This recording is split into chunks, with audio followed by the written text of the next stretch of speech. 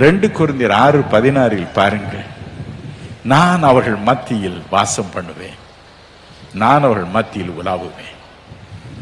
உங்கள் மத்தியில் உலாவுவதும் உங்கள் வீட்டில் வந்து உங்களோடு வசிப்பதும் அவருக்கு பேரானந்தமா. எத்தனை மகிழ்ச்சி! கவலைப்படாதிருங்கள். தனிமை உணர்ச்சி உங்களை வாட்டுகிறதா? ஐயோ, என் வீட்டிற்கு யாரும் வருவதில்லை என்று புலம்புகிறீர்களா? நான் ஒரு ஏழை, என் வீட்டிற்கு யாரும் வருவதில்லை ஐயா என்று மனம் கலங்குகிறீர்களா? தேவாதி தேவன் சொல்கிறார், நான் அவர்கள் மத்தியில் வாசம் பண்ணி அவள் மத்தியில் உலாவுவேன். ஆகவேதான் இயேசு சொன்னார், இருதயத்தில் சுத்தமுள்ளவர்கள் பாக்கியவான்கள், அவர்கள் தேவனை தரிசிப்பார்கள். தங்கள் இருதயத்தில் தரிசிப்பார்கள், வீட்டில் தரிசிப்பார்கள், அவரோடு அவர்கள் வாழ்வார்கள்.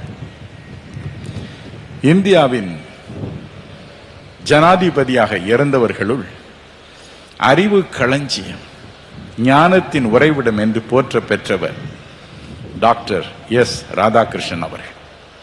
அவருடைய அறிவுக்கு அளவே கிடையாது. இதுவரை கண்டுபிடித்தவர்கள் யாரும் இல்லை.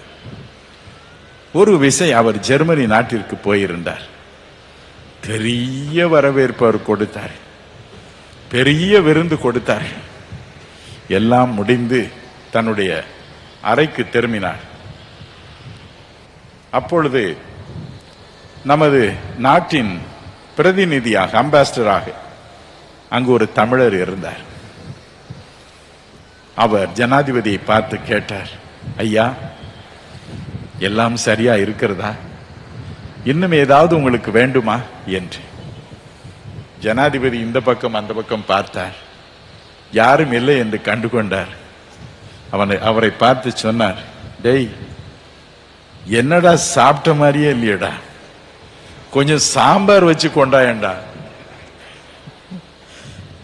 இவர் சொன்னாரு, நம்ம வீட்டுக்கு வந்தீங்கன்னா ஃபர்ஸ்ட் கிளாஸ் சாம்பார் சுட சுட வச்சு தரேன்.